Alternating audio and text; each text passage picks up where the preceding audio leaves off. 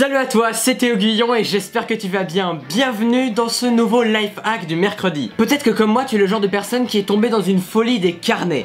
Tu en as acheté plein, de toute taille et de tout prix différents, parce qu'il y en a qui sont assez chers. 20 € le bloc de papier, c'est quand même se foutre de la gueule du monde. Mais le problème là-dedans, c'est que ces carnets on les utilise pas et ils traînent dans les étagères ou dans nos tiroirs complètement vides, parce qu'on n'en a pas l'utilité. Et c'est pour ça qu'aujourd'hui je vais t'apprendre 3 façons d'utiliser ton carnet pour prendre des notes intelligemment et enfin y trouver une utilité et ne plus les laisser traîner dans la poussière. Si tu suis pas mal mes vidéos, tu sais que je prône la prise de notes. C'est hyper important si tu fais un métier créatif qui demande d'être innovant, de créer, même d'être entrepreneur ou de faire des recherches en fait. Il faut prendre des notes. Si tu veux trouver des idées facilement, prends l'habitude de noter dès que tu as une idée, prends l'habitude de réfléchir à ça, de passer des sessions à chercher des idées et là tu auras plus de facilité à trouver des idées. Et le plus important là-dedans, c'est de les noter. Alors moi j'ai souvent l'habitude de noter mes idées sur l'application Beer, qui est une application sur l'environnement Apple, sur Mac et sur iPhone. Et sinon tu peux utiliser Evernote qui fait un petit peu le même principe. C'est des applications qui permettent de prendre des notes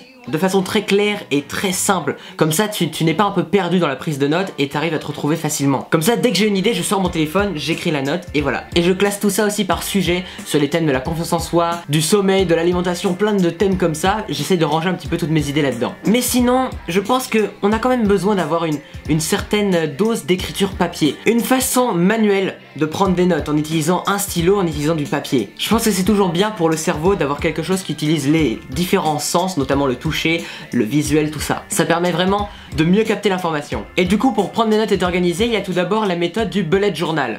Le bullet journal, c'est une méthode où tu vas décorer complètement un carnet, le personnaliser à ta façon, exprimer à la fois ta créativité et aussi t'organiser, puisque les pages du carnet seront consacrées tout d'abord au mois et à la semaine ensuite, avec des listes de tâches, des listes d'événements reportés, des calendriers, des trackers d'habitude. Pas mal de méthodes qui sont tout à fait personnalisables pour avoir un carnet qui te ressemble vraiment. C'est une méthode que je trouve vraiment intéressante et passionnante parce qu'il y a plein de vidéos et de photos et d'idées à trouver sur internet là-dessus. Il y a une énorme communauté autour du bullet journal et je trouve ça hyper intéressant. Après c'est pas une méthode dont je suis fan, j'ai un petit peu essayé mais en fait c'est devenu une nouvelle hobby, un nouveau loisir et du coup ça m'a pris plus de temps que le temps qu'il me fallait pour m'organiser de base. Du coup ça n'a pas été hyper utile pour moi. Mais je pense que pour des gens qui aiment bien un petit peu les créations un peu manuelles, le dessin, des choses comme ça, c'est parfait pour eux. Ensuite, deuxième façon de prendre des notes que je te conseille vraiment d'utiliser cette fois-ci, c'est le carnet d'apprentissage. Tu sais que moi je prône sur ma chaîne l'éducation personnelle, qu'il faut pas seulement se baser sur ce que te disent tes parents, tes amis et tes profs à l'école,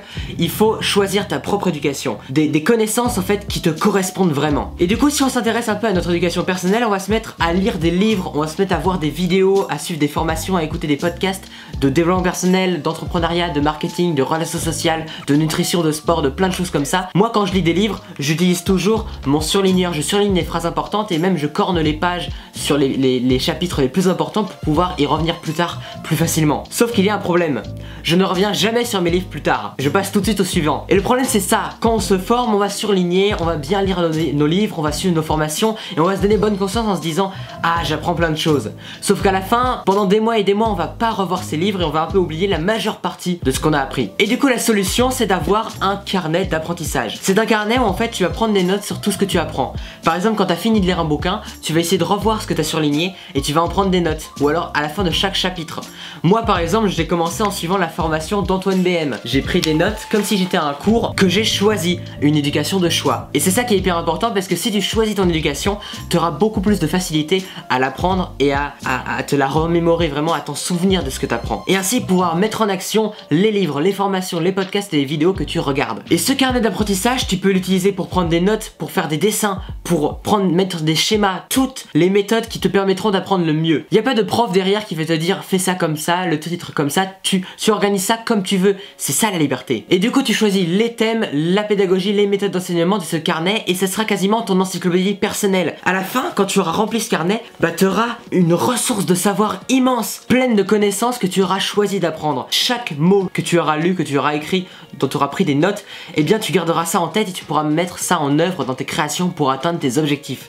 C'est ça qui est complètement fabuleux avec ce genre de choses, c'est que tu as une encyclopédie qui n'est à toi, rien qu'à toi. Et tu pourras garder ça plus tard dans ton sac chez toi, tu auras quasiment un livre, un bouquin complet sur plein de thèmes différents qui te plaisent vraiment et qui te serviront dans la vie. Et enfin, la troisième méthode, c'est une méthode que j'ai lue dans le livre Comment se faire des amis de Dale Carnegie, qui est une bible dans le domaine des relations sociales et de la communication. Et dans cet excellent livre de développement personnel, l'auteur nous parle d'un homme qui était un directeur d'une banque à Wall Street. Cet homme, tous les samedis soirs, il gardait son samedi soir rien qu'à lui. Sa famille lui demandait de rien faire, ce samedi soir était sa soirée, son moment à lui où il était enfin tranquille. Il s'asseyait sur son bureau, il était tout seul et il posait son agenda. En fait, il tenait un agenda pour chaque semaine qu'il faisait où il mettait ses rendez-vous, les projets qu'il a fait, les rencontres qu'il a fait, tout ce qu'il a fait pendant la semaine. Il se posait devant son agenda, il regardait tout ce qu'il avait fait pendant la semaine, il se remémorait tout ça et il se disait: quelles ont été les erreurs que j'ai commises et comment faire mieux la semaine prochaine. En fait, son carnet, son agenda lui permettait de faire un examen de conscience. Et en fait, il arrivait à méditer sur sa vie, à voir les problèmes qu'il y avait dans ses relations sociales, dans son travail, dans sa famille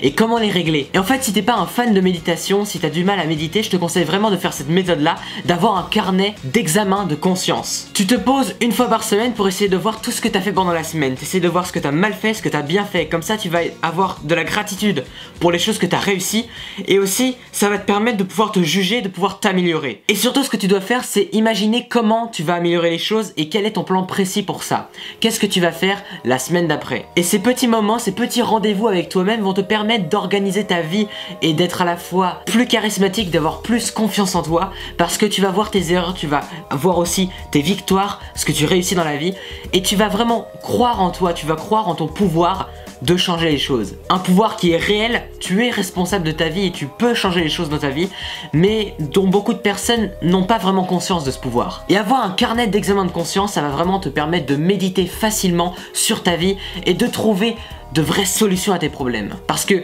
si on veut trouver des solutions à ces problèmes, il faut d'abord avoir cerné les choses qui te causent du tort. Voilà, j'espère que cette vidéo t'a plu et que ces 3 méthodes pour avoir un carnet vraiment utile et ne plus laisser ces petits carnets dans la poussière t'en serviront. On a vu le bullet journal, le carnet d'apprentissage et le carnet d'examen personnel. Je te conseille vraiment de les suivre et n'hésite pas à me partager en commentaire tes méthodes de carnet, tes méthodes d'organisation, si tu utilises des to-do list, du bullet journal, de nouvelles techniques en fait pour prendre des notes ou pour t'organiser.